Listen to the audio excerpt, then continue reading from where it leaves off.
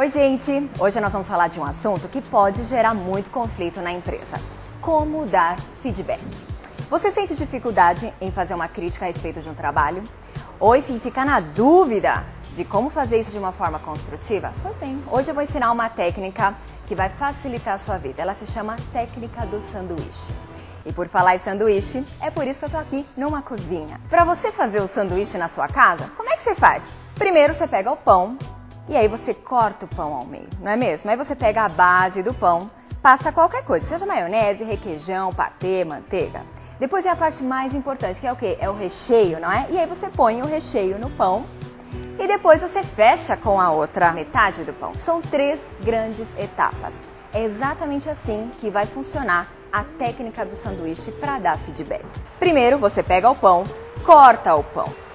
E aí, gente, com a base do pão, você vai conversar com a pessoa, é a base, você vai falar os pontos positivos da pessoa. Então aconteceu alguma coisa, você chama a pessoa em particular, porque afinal de contas a crítica a gente sempre faz em particular, não é mesmo? O elogio é em público, nunca o contrário.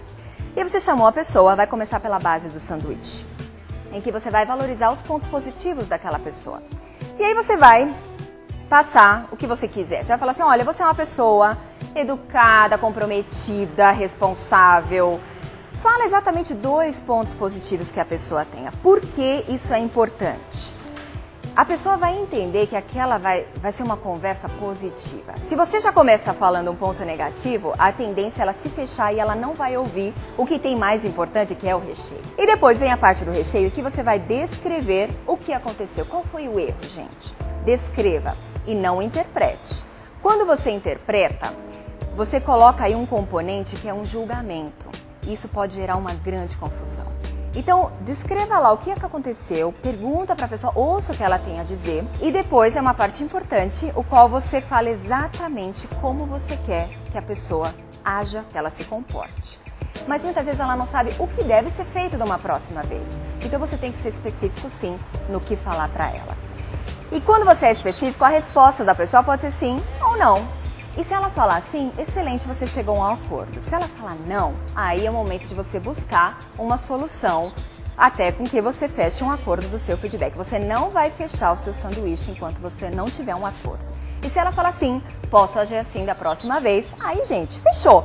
Você pega a parte de cima e o seu sanduíche está pronto. E aí você encerra reforçando os pontos fortes e demonstrando confiança de que a pessoa vai se comportar da maneira mais adequada da próxima vez. Aí, gente, olha só, o sanduíche está pronto.